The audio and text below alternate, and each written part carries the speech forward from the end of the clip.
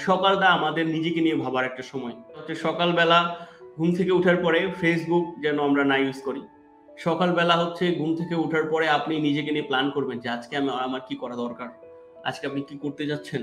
হ্যাঁ? এবং রাতেও আসলে ঘুমানোর আগে Facebook টা না ইউজ করে আমরা যদি কয়েক ঘন্টা আগেই Facebook থেকে বাইরে থাকি এবং আমরা যদি ভাবি যে আমি আজকে কি করলাম? আমার দ্বারা আজকে কি হলো? ভালো কি হলো? খারাপ কি হলো? এগুলা নিয়ে যদি ভাবি না তাইলে আমরা নিজেকে এক্সপ্লোর করতে পারি যে আমি এখন কোন ট্র্যাকে আছি এটা আমরা জানতে পারি। আর না হলে আমরা কি ডুবে থাকি। সকালবেলা আপনি খুব ভালো মেজাজে ঘুম থেকে উঠলেন। Facebook স্ক্রল করা শুরু করলেন। এখন কে কি বলল, কোথায় কি হইলো না হইলো এটা সেটা সব ইনফরমেশন আপনার ভিতরে। আপনি কি হলেন যে ১০ মিনিটের মধ্যে সকল ইনফরমেশন নিয়ে আবার আপনি আপনার মাথাটাকে মস্তিষ্ককে আপনি কিন্তু ব্যস্ত করে ফেললেন। আপনার মস্তিষ্ককে অনেক কিছু নিয়ে ভাবতে বাধ্য করলেন। আর ঘুমানোতে যাওয়ার আগে আপনি আপনার মস্তিষ্ককে আবার একটা প্রেশার দিলেন যে এত ইনফরমেশন কে কি করলো, কে কোথায় গেল, কে কি করলো, ওই দেশে কি হলো, এই দেশে কি হলো, এত কিছু তো জানার দরকার নেই।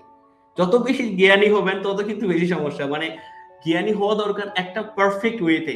আপনি আপনার যে ট্র্যাক, আপনার যে সেক্টর বা আপনি যে সেক্টরে কাজ করেন, এই সেক্টরে কিন্তু যদি জ্ঞানটা যত গভীর হবে আপনি কিন্তু তত ভালো করতে পারবেন। আর মাল্টি সেক্টরে যত জ্ঞানী হতে যাবেন তত বিপদে পড়বেন। কারণ ওই জ্ঞানগুলো আসলে বিভিন্ন মিক্সড ভাবে আপনাকে বিভিন্ন চ্যালেঞ্জ নিতে বা বিভিন্ন প্রতিকূল পরিস্থিতিতে ফেলে দিবে। কারণ ওইটা তো পারফেক্ট ভাবে ওই লেভেলের গভীরতাতে যাইতে পারবেন না। তো ছোট জায়গায় ছোট জ্ঞান খুবই ভয়ঙ্করই আরকি। তো আমি যেটা করার চেষ্টা করি সেটা হচ্ছে আমি যে সেক্টরের মানুষ, এই সেক্টরের ডিপে যাওয়ার চেষ্টা করি। রাজনীতিতে কি হচ্ছে, ওইখানে কি হচ্ছে, এই সেক্টরে কি হচ্ছে এগুলাতে কমই ঢোকার চেষ্টা করি। কারণ নিজের মাইন্ডটাকে ফ্রেশ রাখাও খুবই দরকার।